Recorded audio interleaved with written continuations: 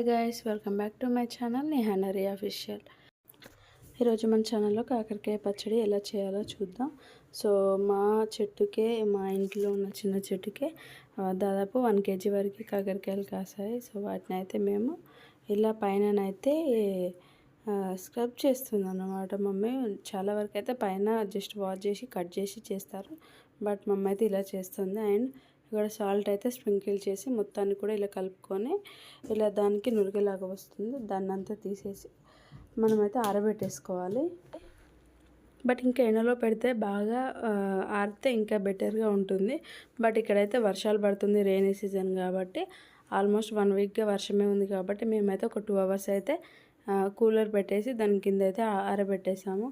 And so ఇక్కడైతే మనం oil అయితే పోసేసుకొని ఆరిన తర్వాత నెక్స్ట్ ఇవైతే ఫ్రై చేసుకోవాలి. సో గోల్డెన్ కలర్ వచ్చే వరకు కూడా మనము ఇక్కడ ఫ్రై చేసుకొని వాటిని అన్నిటినీ కూడా పక్కన ఒక ప్లేట్లో వేసుకోండి. మనకి ఎలా వేగాయి అని ఎలా తెలుస్తుందంటే వాటిని పట్టుకొని ఇట్లా విరగాలి అన్నమాట మనం పట్టుకున్నప్పుడు.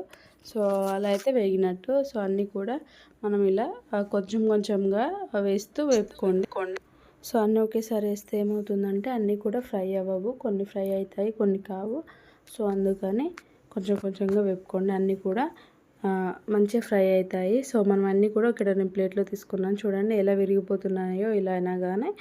సో ఇక్కడైతే నేను వెల్లుల్లి తీసుకున్నాను పోపుకి అయితే. ఇక్కడ ఆయిల్, అదే ఆయిల్లో మనం కొద్దిగా పోపు గింజలు, జీలకర్ర, వెల్లుల్లి అండ్ ఆవాలు అన్నీ కూడా వేసి అయితే మనకు కలర్ వచ్చే వరకు కూడా అది చేసుకోండి. అండ్ నెక్స్ట్ ఇక్కడ వచ్చేసి మనం కారం, టేస్ట్కి సరిపడా కారం తీసేసుకొని అందులోనే మనము ఈ ఫ్రై చేసిన కాకరకాయ ముక్కలు ఉంటే అవి వేసేసుకొని మొత్తం మిక్స్ చేసేసుకున్న తర్వాత మనం పోపు అయితే ఏదైతే పెట్టామో గోరువెచ్చంగా ఉన్నప్పుడు మనం అందులో యాడ్ చేసేసుకోవాలి. యాడ్ చేసుకొని మొత్తాన్ని కూడా మిక్స్ చేసేసేయండి. సో చూడండి, మార్నింగ్ వరకు అయితే కొద్దిగా మనకు ఆయిల్ అనేది వస్తుంది. So for more updates click the bell icon. Thank you guys.